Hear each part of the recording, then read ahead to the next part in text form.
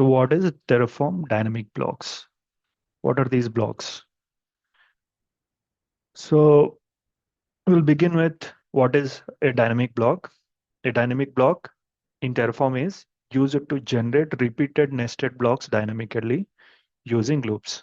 Use it to generate repeated nested blocks dynamically using loops instead of writing them manually.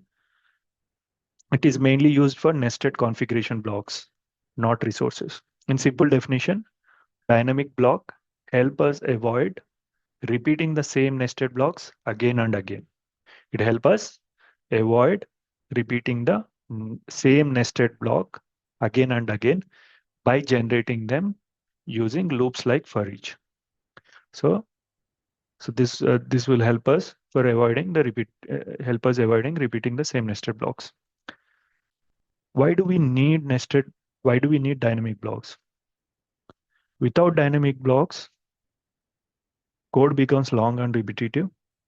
Second, hard to manage when values change. Third, not reusable. How this dynamic block will help us? It help us in keeping the cleaner code. It gives us more flexibility and it is easy to manage multiple similar configurations. So these are some advantages we have with these dynamic blocks. Where are these dynamic blocks generally used?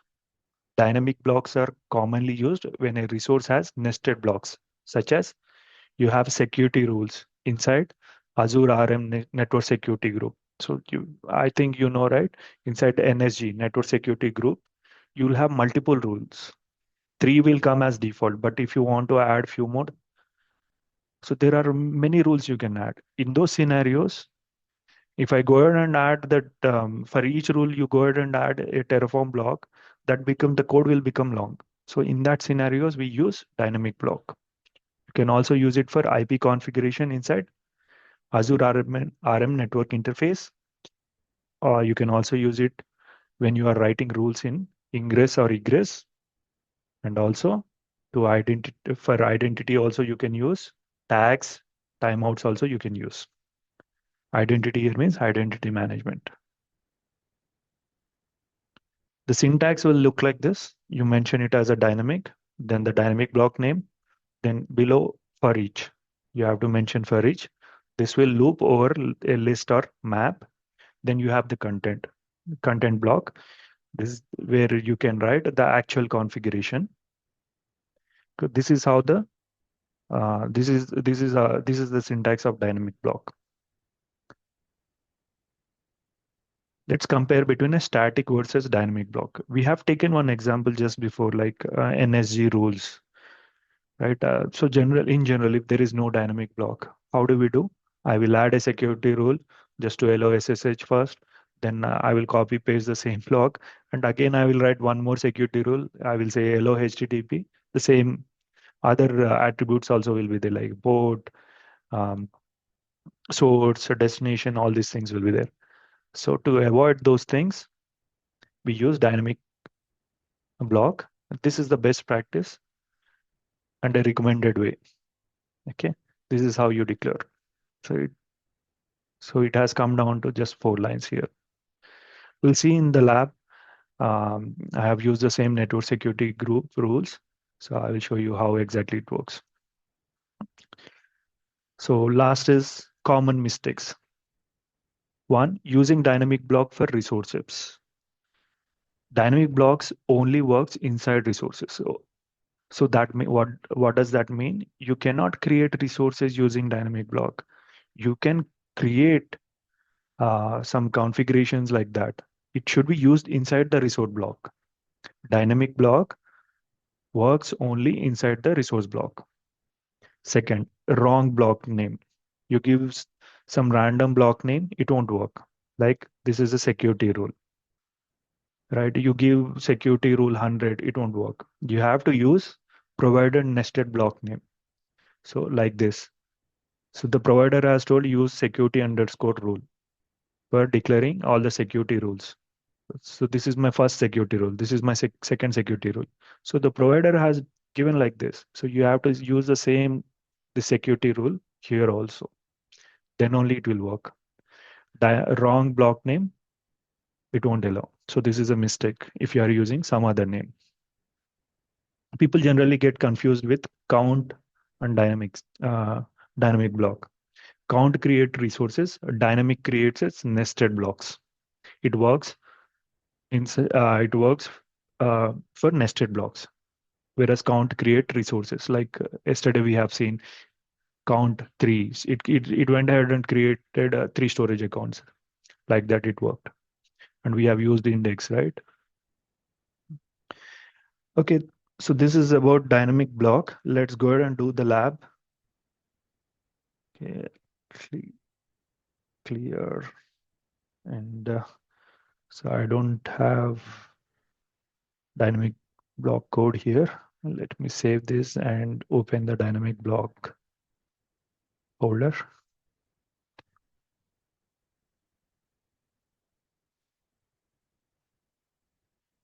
I have two labs here. Uh, Second one is little advanced when compared to the first one.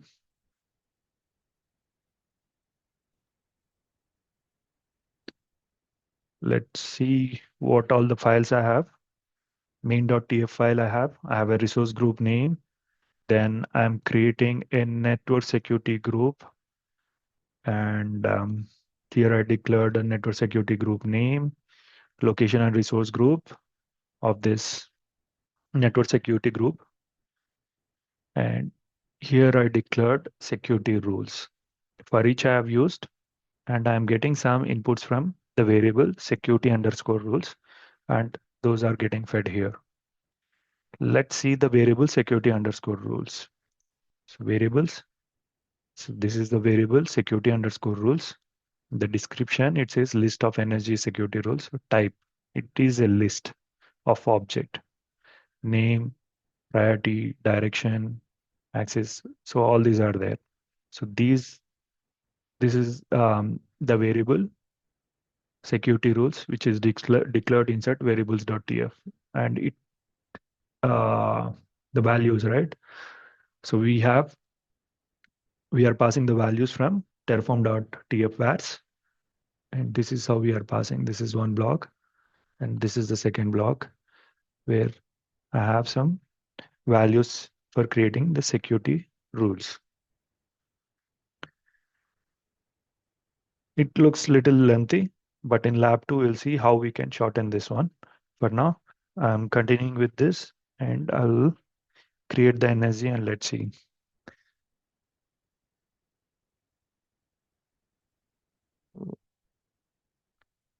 I need to change to 01 lab. Okay, I'm on 01 lab, Terraform init.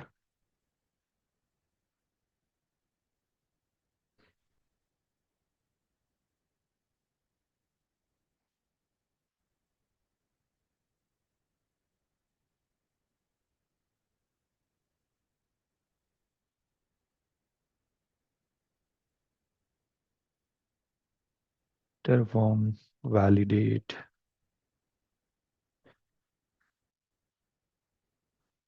The configuration looks good. Then Terraform, I'll go ahead and apply. Terraform apply auto approve. In general, you should do a plan, then go ahead and do apply. But I'm just going ahead with creating these two resources. While it is getting created, one question for you. Can I create a security NSG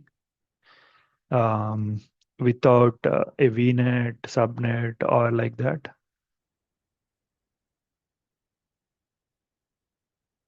No, they are required. They are required. Okay. When you create NSG rules, right? NSG, Network Security Group. I mean, this is not related to Terraform. This is related to Azure. There are the NSG will allow you only to assign these NSGs to two of the resources. What are those?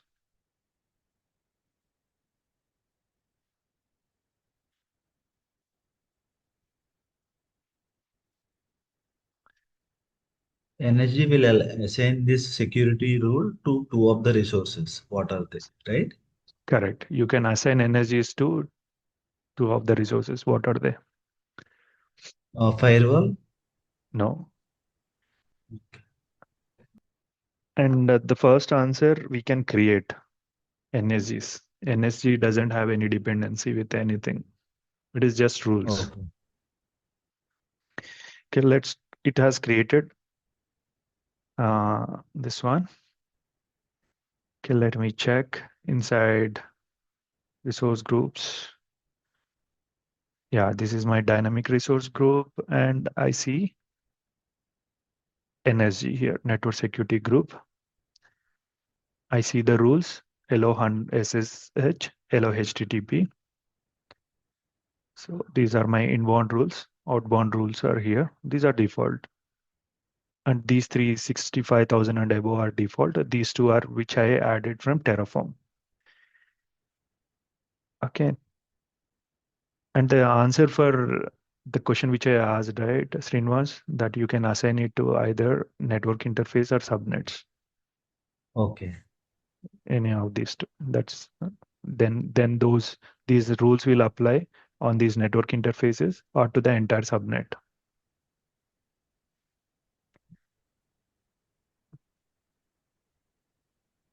Okay.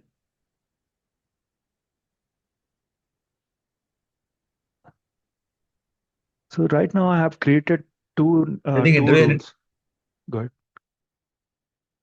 Sorry. Good. Good. Sorry, I'm talking here. Sorry. Yeah, okay, that's fine.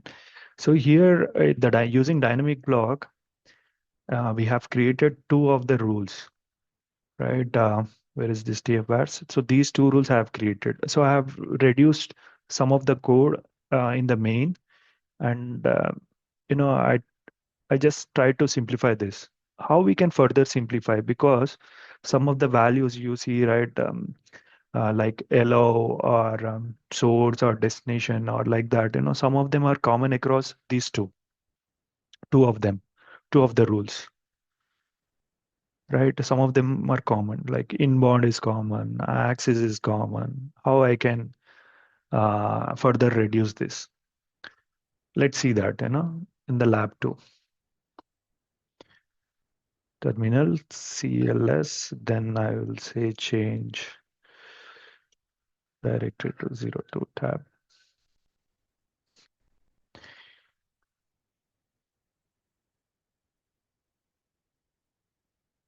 side and here main.tf. So what we have done here, we are trying to create um, same the network security group.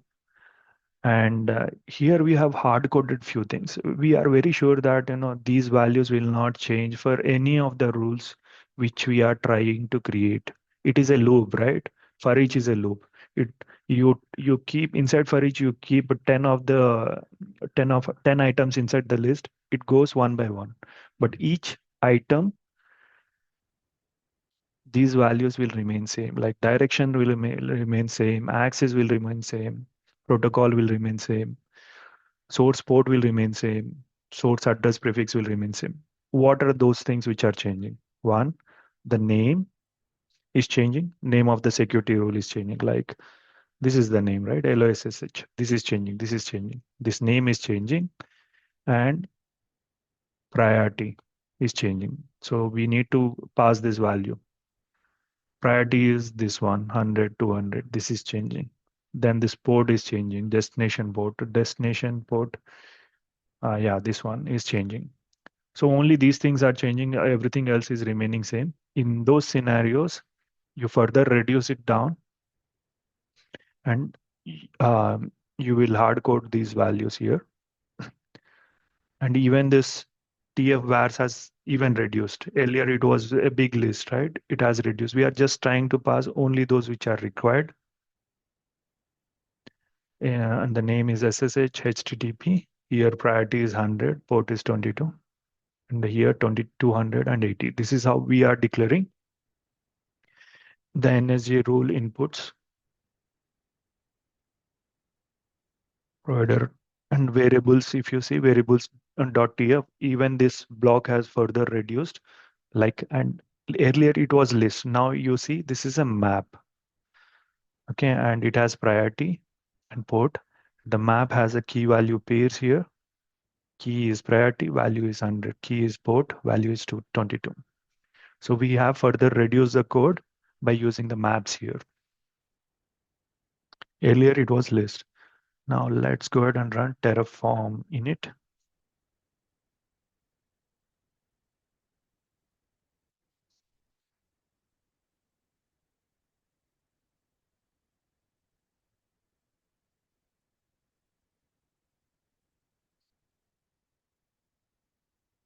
Let me go ahead and run Terraform validator to check if the configuration files are good. Yeah, it says valid, then Terraform plan.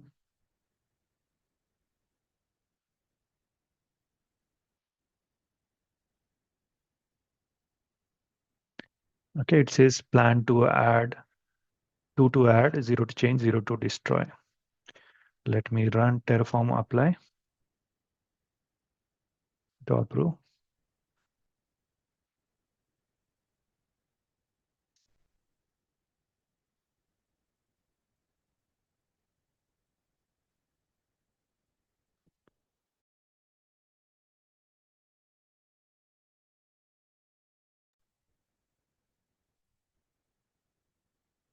It is now creating resource group.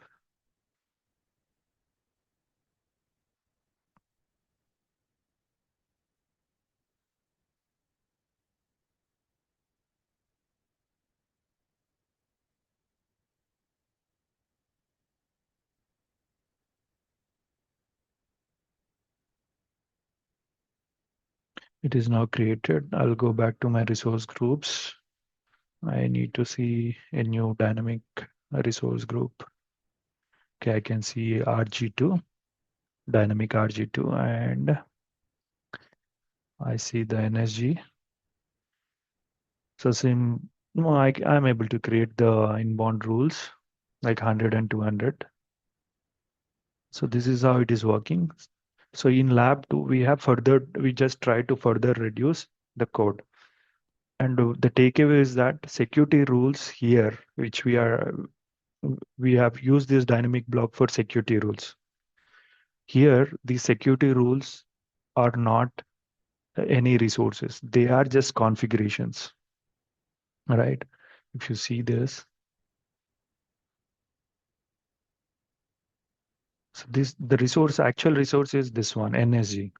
I've used dynamic block inside the resource. Okay, dynamic block, when you are using dynamic block, you can use this for some configurations, not for creating any resources. And just to simplify the code, if you are there is a repetitive code, there is where you want to use for each loop, right? In those scenarios, you can use a dynamic block. And also the one more thing you need to make sure you have to use this provider name, okay, or else it won't work. And you have to use across this also when you are taking the values in.